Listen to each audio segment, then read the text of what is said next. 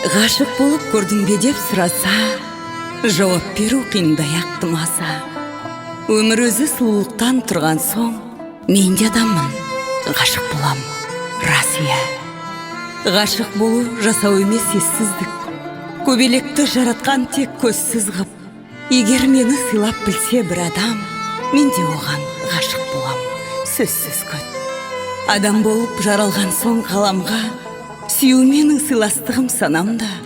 Ойларыммен бірге маған көрсетер жақсы адамның қылықтарын жанарда.